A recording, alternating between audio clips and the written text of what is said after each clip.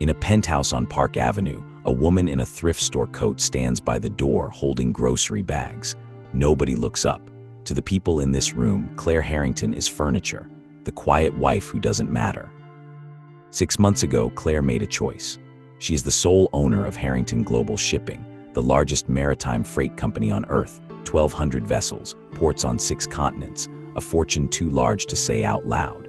She built none of it from nothing. She inherited it from a father who taught her one rule above all others: money reveals character faster than any lie detector ever could. So when whispers reached her that her husband, Chad, had been unfaithful, she didn't hire a lawyer. She hired silence. She packed away the diamonds. She left the town car in the garage. She traded her name at the company for a maiden name at the coffee shop 3 blocks from the apartment, and became, for 6 months, an ordinary woman, testing who would stay and who would leave the moment the money seemed to disappear. It cost her more than she expected. She rode the subway for the first time in a decade. She learned which grocery store had bruised fruit on discount near closing. She smiled through comments about her clothes, her shoes, her posture, small cruelties from people who had no idea they were speaking to the woman who signed off on their husband's bonuses. Chad didn't notice she'd changed.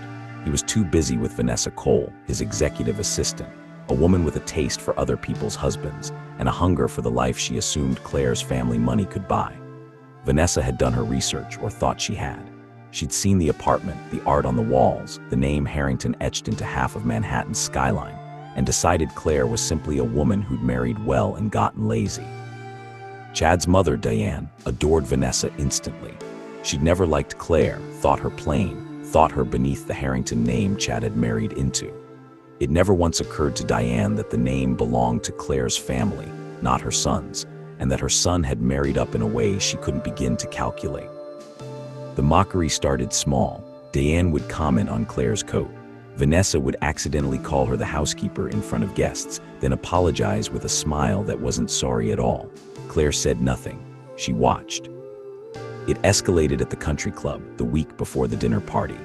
Chad had brought Vanessa as his colleague, and when Claire arrived to find them at his table, he introduced her to the other members as, quote, "my wife. She handles our home," end quote.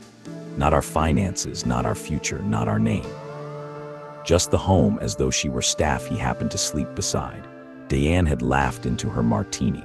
Claire had ordered a glass of water and said nothing, filing it away with everything else. Then came the dinner party. 40 guests, candlelight, Chad's arm around Vanessa like a man already divorced. Claire arrived late, still in her work clothes, and Diane's laugh cut across the room like a blade. "Darling," she said, "you didn't have to come dressed as the caterer." The table laughed. Claire sat anyway. By dessert, Chad had had enough wine to stop pretending. He stood, glass in hand, and said what everyone had been thinking for months. "You embarrass me, Claire. You've always embarrassed me. I want you out of the apartment by Friday, or I'll have building security walk you out myself." Vanessa smiled into her glass. Diane didn't even look up from her plate. "And don't think about touching the accounts," Chad added. "My lawyers will bury you. You'll be lucky if you're not in a shelter by Christmas." Claire set down her fork. The room went quiet, sensing a scene. She didn't raise her voice. She didn't need to. "Chad, I own Harrington Global Shipping. I have since before we met.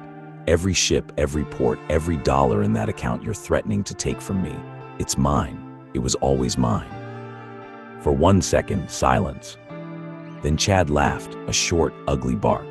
Vanessa laughed with him, delighted, like Claire had told a joke at her own expense.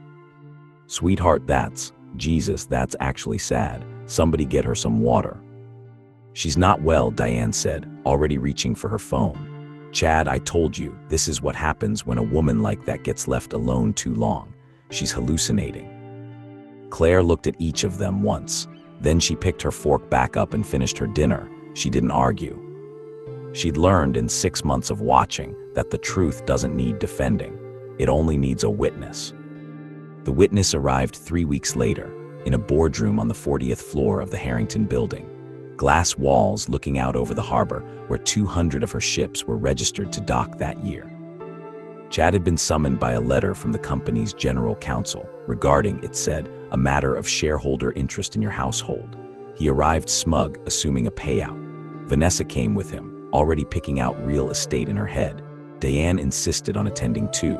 She wanted to see the delusional woman humbled once and for all. Instead, they found Claire seated at the head of the table.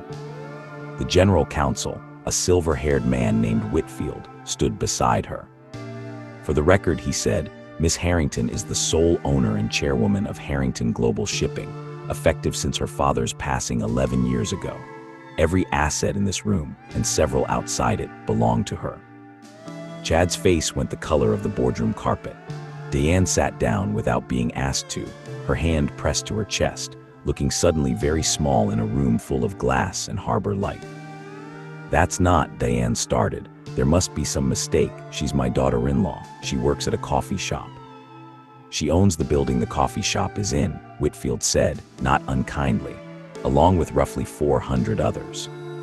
Claire folded her hands and looked at her husband, really looked at him, for what felt like the first time in months. "You told me to stop hallucinating, Chad. You told your mother I was sick. You said I'd be out by Friday, out of an apartment I own, threatened by lawyers I employ. I'd like you to say that again, slowly. I want to remember it." Vanessa reached for Chad's arm. He didn't take her hand. He was too busy watching his entire future dissolve in real time. The consequences came fast, and they came exactly where Chad had aimed them first. The prenup, the one Chad had waved off as a formality, never bothering to read past the signature line, gave Claire full control of every joint asset in the event of infidelity. Chad left the marriage with his car, his clothes, and a legal bill he couldn't cover without asking the woman he just tried to evict.